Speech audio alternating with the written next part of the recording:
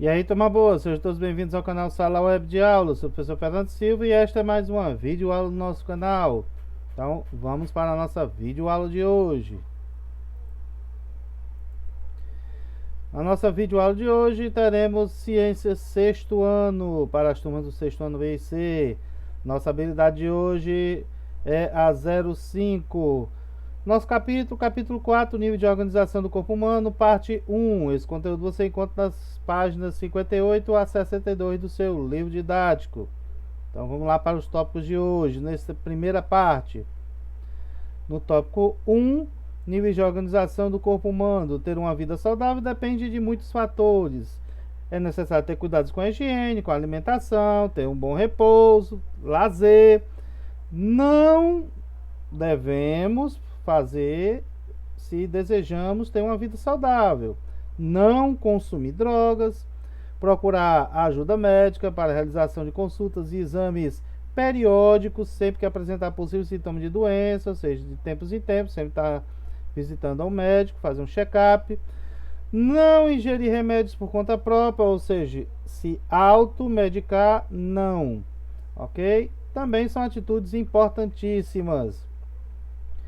Então aqui ele aborda alguns pontos de como ter uma vida saudável, o corpo saudável, ter uma vida melhor, ok?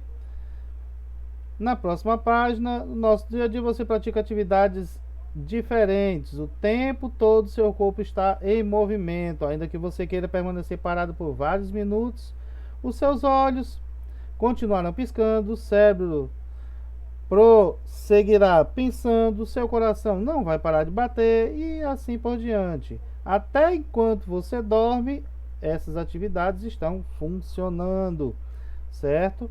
Muitas atividades estão em funcionamento enquanto você dorme. Ao olharmos o aspecto externo do corpo humano, já é possível perceber que ele é formado por várias partes. É o conjunto dessas partes que forma o todo chamado organismo humano, ok? Para facilitar, os cientistas dividem o estudo do organismo humano em diferentes níveis de organização, do mais simples até o mais complexo, o conjunto maior, certo? Nós temos aí as células, organização menor, né? Aí vamos aumentando, células, os tecidos, os órgãos e os sistemas. São esses 4 níveis aí. Juntando esses 4 níveis, nós temos o organismo humano, ok? Um pouquinho de história, nós temos aí célula, unidade que compõe a diversidade, ou seja, aquilo que compõe tudo que é vivo, ok? Então nós temos aí que em 1665 o cientista inglês Robert Hooke examinou um pedaço de cortiça, uma madeira, certo? Com um microscópio que ele mesmo construiu e fez uma importante descoberta. A cortiça apresentava minúsculos buracos vazios.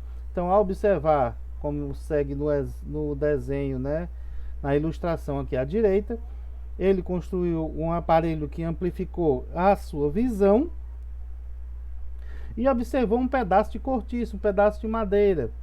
Observou que esse pedaço de madeira, observando um pouco mais além do que a visão permitia, é formado por vários espaços, buracos, minúsculos buracos vazios, essas manchinhas pretas que você vê aqui na imagem da direita, ok? Resultado: ele comparou com um ambiente, certo? Um local aonde você não tem nada dentro, ou seja, um cômodo que não tem nada dentro, que era chamado de cela. Então ele pegou essa ideia inicial, isso aqui parece um cômodo que não tem nada dentro, são espaços vazios. Então ele chamou esses cômodozinhos da cortiça, esses buracos vazios, de células, comparando com as celas, aquele ambiente vazio. Isso em 1665. Só que muitos anos depois, 2 cientistas alemães, em 1838 e 1839, com base nas muitas evidências com o estudo dos microscópios, desta vez prosseguiram propuseram, né, as teorias de que os seres humanos são formados por células, os seres vivos são formados por células, os animais, as plantas. Esta afirmação ficou conhecida como teoria celular. Mais na frente eles viram que com o desenvolvimento do microscópio, eles tiraram, ao invés de pegar um pedaço de cortiça, que já é madeira seca, eles tiraram um pedaço da árvore, certo? Ainda viva ali, aquele pedaçozinho, foram olhar no microscópio e viram que aqueles espaços vazios estavam cheios de materiais. Não era como Robert Hooke tinha visto primeiramente, certo? Por quê? Porque ele analisou um pedaço de madeira morta, certo? Um pedaço, uma cortiça, uma madeira em que as células já estavam mortas. Já agora, mais à frente, os cientistas viram que não, aqueles buracos vazios, na verdade, estão preenchidos por muitas pecinhas minúsculas. A gente vai ver mais na frente, ok? Há seres cujos organismos são formados por apenas uma célula, são chamados unicelulares, como bactérias e protozoários. Outros organismos são formados por muitas, várias, pluricelulares, como animais e plantas. O nosso organismo humano tem mais de 100 trilhões de células, certo? 100 trilhões de células, trabalhando todas em conjuntos para manter o organismo vivo. Tópico 3. Seres pluricelulares e seres unicelulares. Gatos, cachorros, seres humanos, aves, arbustos, cogumelos são exemplos de seres vivos cujos organismos são formados por muitas células. São os pluricelulares ou multicelulares. Bactérias, paramécios, amebas são exemplos de seres que têm organismos formados por uma única célula e por isso são muito pequenos e nós só conseguimos visualizá-los com a ajuda de um microscópio. Os organismos formados por apenas uma célula são os seres vivos unicelulares, que também são chamados por serem tão pequenos de micro-organismos ou micróbios.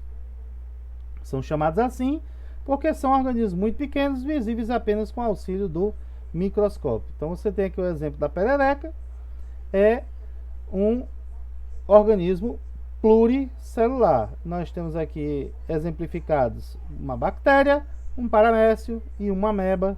São exemplos de seres unicelulares, ok?